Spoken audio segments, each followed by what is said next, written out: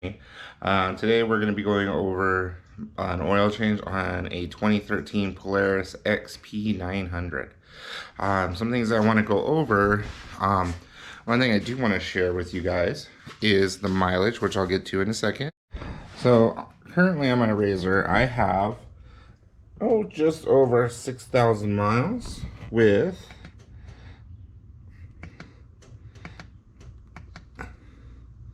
about 370 hours on the machine. You know, this machine's been pretty reliable.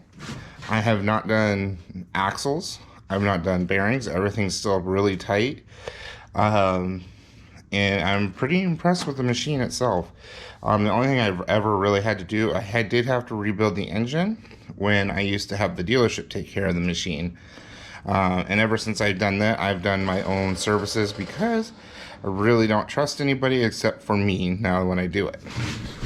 One thing I did add to the machine was this fire breather intake system.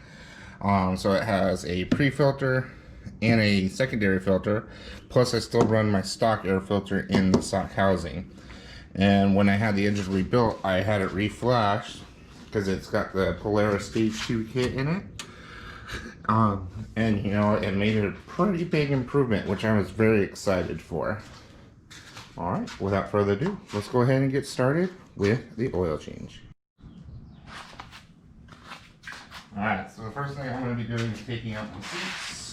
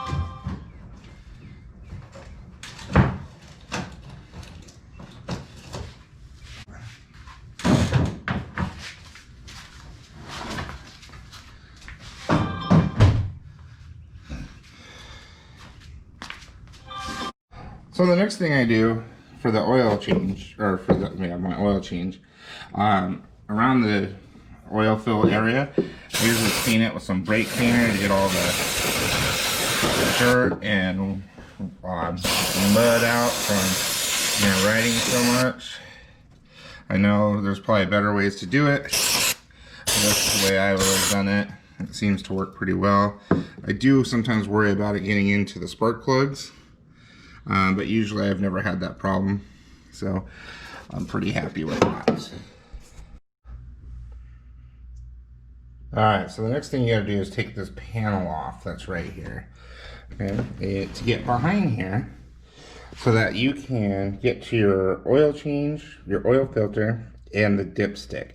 Now since I have straps on mine, it's a little hard to hold this out, so I have to kind of hold it while I am working.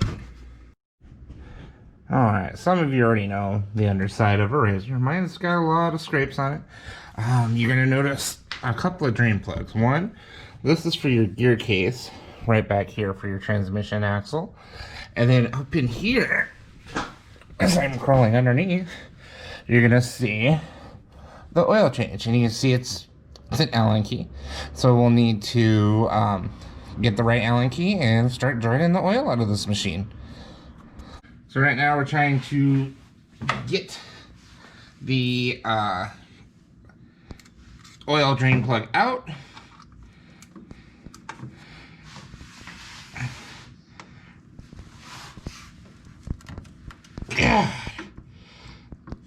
I can't seem to get it out. Not 100% sure why.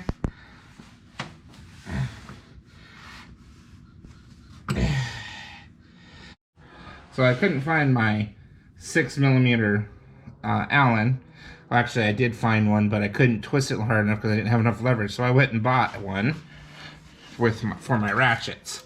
So I'm very excited for this. There we go. So now I have a little bit more leverage on it. Or not. Oh. That's amazing. Alright. Alright, so now we're going to go ahead and drain our oil.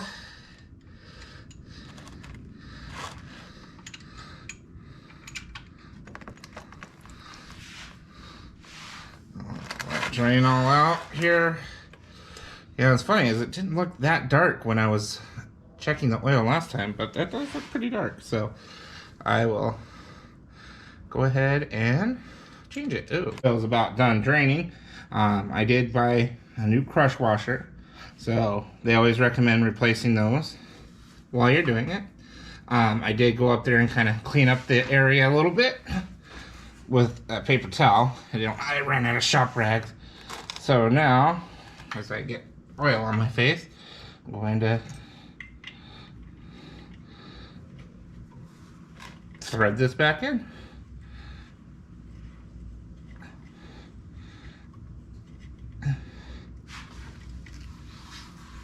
Tighten it up a bit.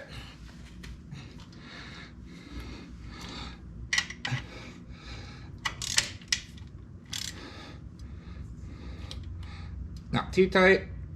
And take it out. Alright. Well, that's pretty much it for underneath the car. Alright, so I got my oil wrench.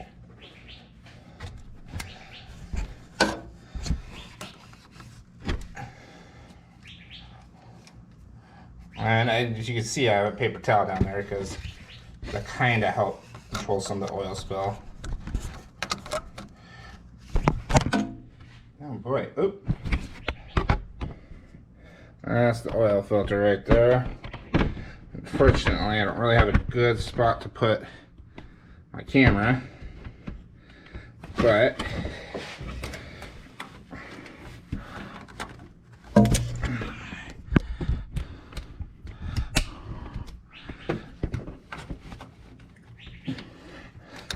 so after you break it free, it's pretty easy to get off.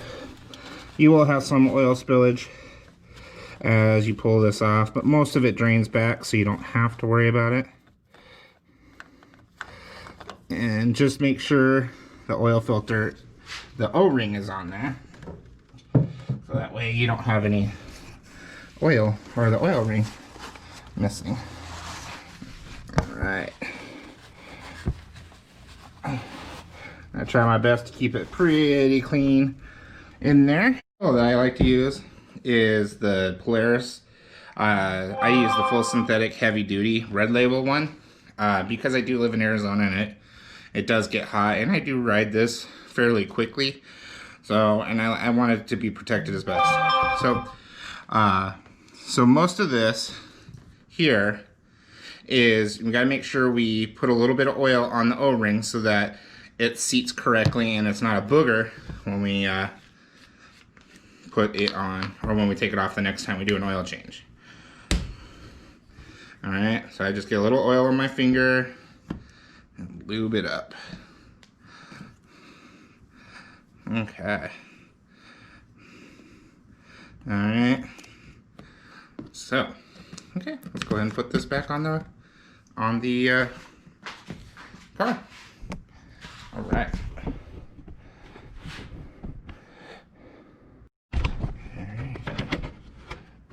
Put it right on.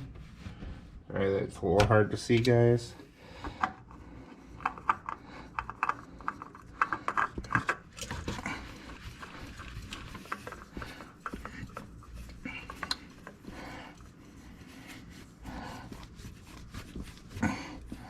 I usually do one more turn and it should be seated. Alright, that's pretty much changing the oil filter.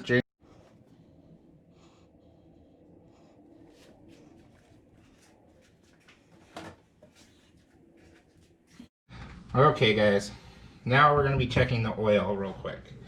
Making sure it is full.